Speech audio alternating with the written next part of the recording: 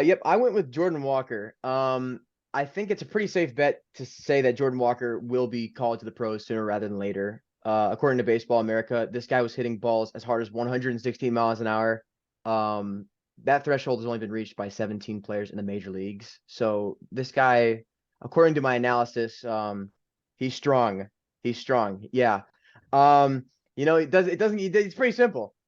This guy has hitting tools that we haven't seen from prospects in a long time. Batted 306 in AA last season with 19 home runs. This guy's 6'5", 240. Gatorade Player of the Year for his high school team before he got drafted. He looks like an all-around player. I know his fielding is obviously not as good as his power, but the biggest aspect of Jordan Walker is his power grade. He's going to be a power hitter. And it is a little strange to see that he's only hit 19 home runs in the minors, but he's been jumping up and down teams in the minors. So I think once he gets to that major league level, we'll start seeing more of that power. Interesting. So where do you have him slotting in on the Cardinals this year? It's gonna be tough. I know he can play left field, but you have three third basemen now who are good at playing third base. I think it's either a DH or a left fielder.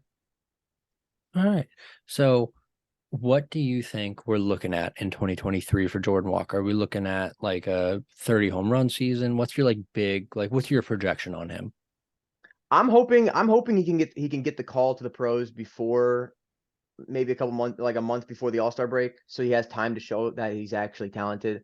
It wouldn't surprise me if he hit more of like a low average, high home run rate. But in the minors, he's shown that he can hit pitching at an elite contact level too. I mean, he batted over 300 in 4 seasons, I think. So he's doing well on both sides. I think going for like a 20 home run, 25 home run season would not be surprising for me if he gets called up. And how is his strikeout rate in the minor leagues? Um, it's not as bad as most power hitters. When he got drafted, his power on the 2080 scale was a 60. And his hit was a 45. I think that's gone up significantly since they got that. Since they drafted him, they've developed him into an all around hitter. I can't really say he's even just a power hitter anymore. He's also hitting for contact. He's got a slugging percentage, I think like 530. He's hitting baseballs hard, and he's also getting on base. So I'm excited to see him. And then Aiden, you had a very high heralded prospect. Yeah, I went kind of more of the bigger name. I went with Corbin Carroll, one of the top prospects in MLB, number one for the Diamondbacks.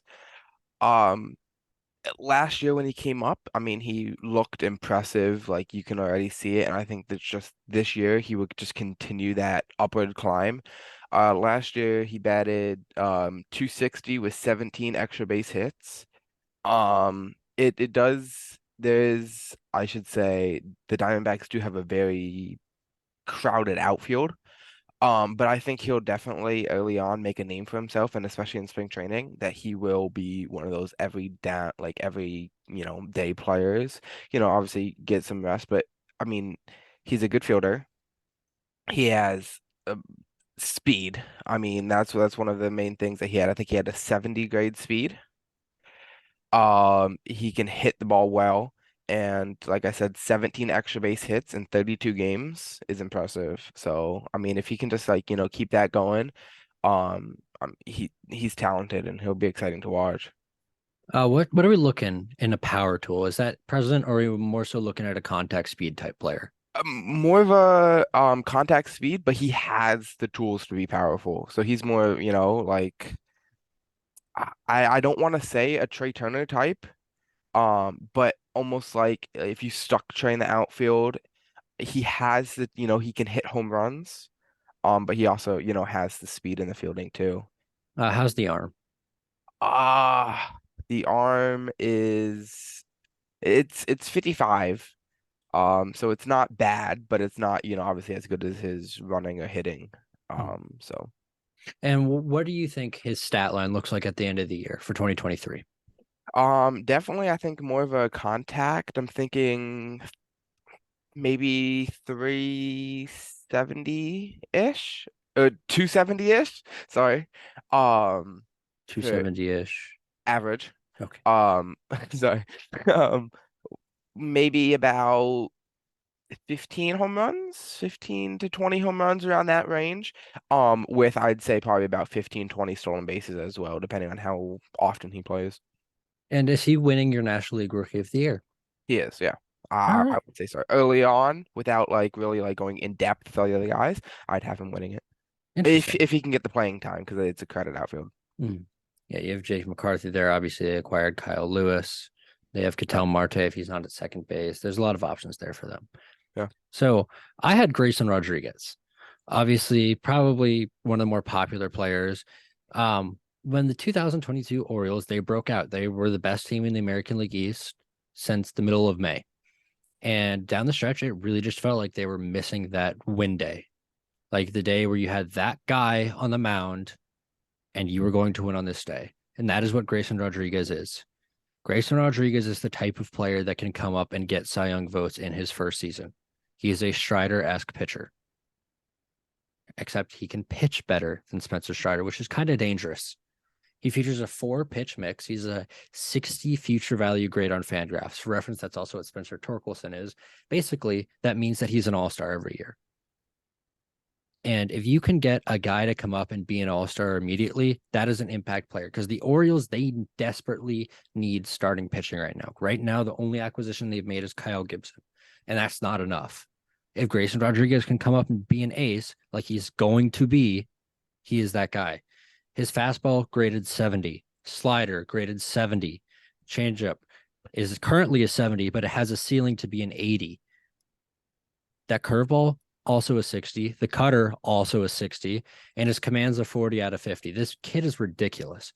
He's 23 out of Texas, drafted out of high school, and he tore it up through the minor leagues this year. He began the year in A+ ball and over 75.2 innings pitched. He had a 2.62 ERA through A+, AA, and AAA, and he struck out 12.5 batters per 9 innings in AAA with a 2.20 ERA. His best ERA was in AAA. That's pretty damn impressive. And he's not walking too many people. It's 2.7 walks per 9, which is a little bit high. That is obviously something that can become a lot lower with time and as he matures as a pitcher. So for reference, this is his description. Rodriguez remade his body as a high schooler and came into huge velocity, while Baltimore helped him develop a deep repertoire of plus or better pitches. He is in a tier of his own among the pitching prospects in the minor leagues. So for reference, like, why is this guy so good? His fastball gets up to 99 and sitting 99, it gets up all the way to 101. The changeup's in the mid 80s. You're looking at a 10-mile-per-hour drop off. That's why you're looking at that 80 grade via Fangraphs. And the spin rate on that fastball is about 2,500 RPMs. That's higher than DeGrom, and DeGrom already has higher than average movement both vertically and horizontally. And with a team like the Orioles that are run like the Astros, Grayson Rodriguez could have probably the best fastball in baseball. And do you see that kind of ability coming right into the pros, like in his first couple starts, or do you see him like struggling at first, trying to loosen up a little bit? I think that he's going to come up and struggle with command issues. I think he's going to be trying to throw the ball too hard, if anything. I mean, hopefully he's just a guy who can come up with a calm composure and keep his cool and be able to sit his 97, 98 and maintain the control. But I could see him struggling a little bit at first, but having one really big game where he develops into the ace he's supposed to be, and that continues for the rest of the season. Yeah, and if he can handle the pressure the way he's handled jumping up through the minors, I think he'll be just fine. Do you think he starts on opening day? I mean, like an opening day rotation person, or do you think he's going to get called up midseason? So I'm skeptical that the Orioles will call him up midseason. There's no reason he shouldn't be on the opening day roster. But if the Orioles really want to consider this year a year that they may compete, he has to be on the opening day roster. Do you think if he is on the opening day roster, do you think he's the type of player that can make a push for an all-star type player, like starting 100%. year one?